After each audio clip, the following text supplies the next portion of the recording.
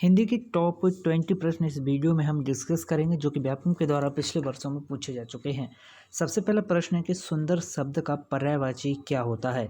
हमेशा याद रखिएगा, सुंदर शब्द का पर्यायवाची ललित होता है। ओके, क्या है? ललित।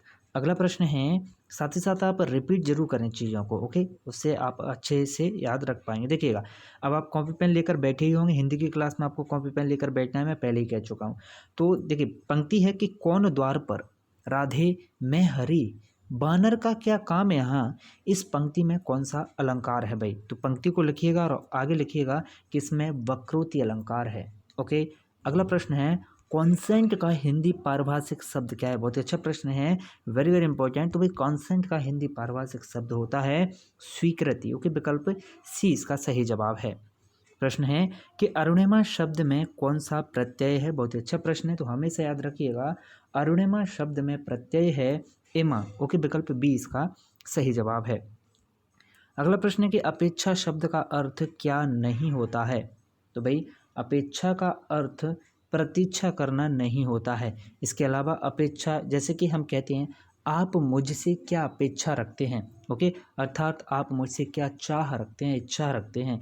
या फिर विचारणा, मुझसे आप क्या विचारणा रखते हैं या आवश्यकता रखते हैं। ओके, तो चाह, विचारणा, आवश्यकता, ये तीनों ही अपेक्षा के अर्थ हैं। अगला प्रश्न है, खेत रहना इस मुहावरे का आशय क्या है? बहुत ही अच्छा प्रश्न है, तो हमेशा याद रखें, खेत रहना मुहावरे का आशय है वीर गति पाना। क्या? वीर गति पाना। अगला प्रश्न है, जब धूप निकलेगी तब कपड़े धोएंगे, ये कैसा वाक्य है? तो भाई जब धूप निकलेगी तब हम कपड़े धोंगे, ये हम पहले ही संकेत दे रहे हैं। ओके, तो ये संकेतार्थक वाक्य हो गया, संकेत दे रहे हैं कि हम कपड़े तभी धोएंगे जब धूप निकलेगी।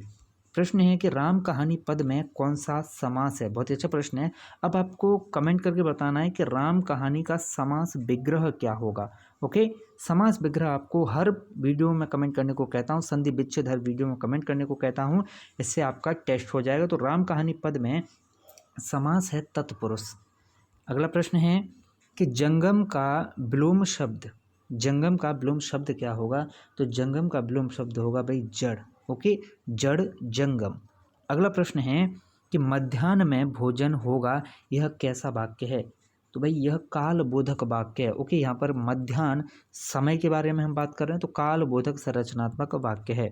अगला प्रश्न है, आईना शब्द है किस तरह का? बहुत अच्छा प्रश्न है। तो आईना मित्रों विदेशी शब्द है। प्रश्न है कि सदैव में कौन सी संधि है? अब आप सदैव का संधि विच्छेद जरूर कमेंट करेंगे। ओके, इसका संधि विच्छेद जरूर कमेंट करेंगे। और सदैव में संधि है वृद्धि स्वर संधि। प्रश्न है कि सूर्यकांत त्रिपाठी निराला की कृति निम्न में से कौन सी है? बहुत ही अच्छा प्रश्न, वेरी वेरी इंपॉर्टेंट है, तो हमेशा याद रखें, सूर्यकांत त्रिपाठी निराला की कृति है तुलसीदास। के विकल्प डी इसका सही जवाब है। अगला प्रश्न है कि मध्य प्रदेश में न्यूज टुडे समाचार पत्र का प्रकाशन कहाँ से होता है? बहुत ही अच्छा प्रश्न है, वेरी वेरी इंपॉर्टेंट, तो हमेशा याद रखें, न्यूज टुडे समाचार पत्र का प्रकाशन होता है भाई इंदौर से। ओके, विकल्प सी इसका सही जवाब है। अगला प्रश्न आपकी स्क्रीन पर कि कविवर बिहारी लाल की कृति बिहारी सतसई क्या है? तो बिहारी सतसई बिहारी लाल की कृति है और ये एक मुक्तक काव्य है। कैसा? मुक्तक काव्य है।